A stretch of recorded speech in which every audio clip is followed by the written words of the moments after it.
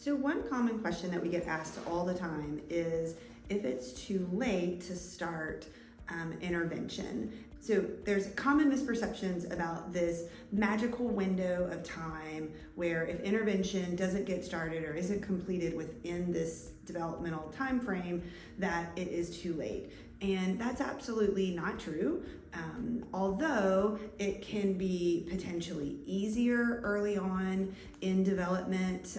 The reasons for that is that you would have less learned behavior, less history of either the brain or the child having certain types of experiences.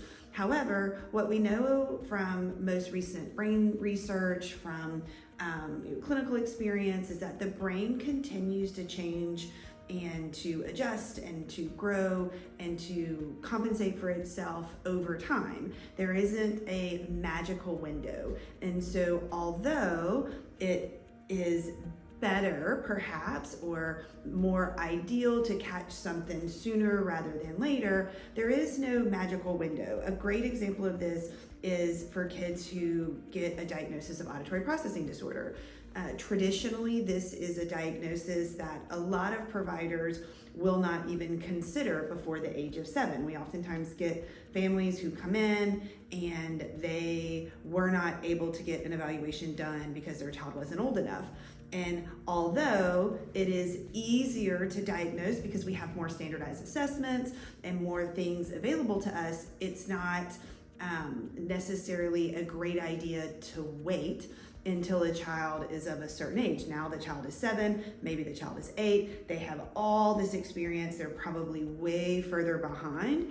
And so what I would say is that it's not too late. Absolutely, we can intervene at 7 or 8, at 10, middle school, high school, even with adults. However, we are also able to identify risk factors, identify early signs of weakness early on when a child is 4 or 5, and get started with intervention that may be more likely to lead to not ending up getting a diagnosis. So I oftentimes will say that early intervention is best. The earlier we can get started, the best. There's another myth as far as wait and see, and I'm a big proponent of not to wait and see because we could be losing really valuable time to intervene, but instead let's nudge and see. Let's get started. Let's do some things. If the child's development is just a little bit slow, we can nudge it and it will take off. However, if we spend 90 days, 4 months, 5 months doing specific interventions and we don't get the progress that we need, we've already gotten started. We're that much further along in the work that we can do together. And we are able to then say, okay, this is something that we really need to spend some time working on.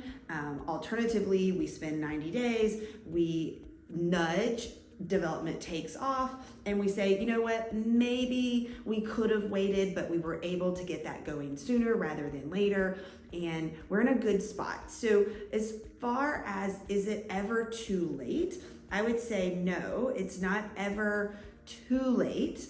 There are some better times, and so sooner is better, but there's no window at which if we don't address auditory processing, if we don't address speech delays, if we don't address any of these things by a certain age, that we won't see the same type of progress. And so within that, the other thing that people will ask is, well, if I start later, can I expect to get the same type of progress?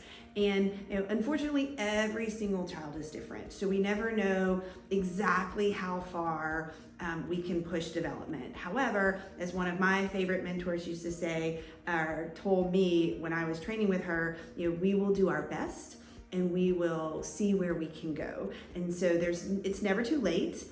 The progress that we can make with intensity, with mindfulness, with strategicness, we are very likely to be able to get the same types of progress whether or not we get started later. But it's always better to address things as soon as possible so that we can prevent some learned behaviors, prevent some habits from getting formed, perhaps to get something going before some major compensations get put into place.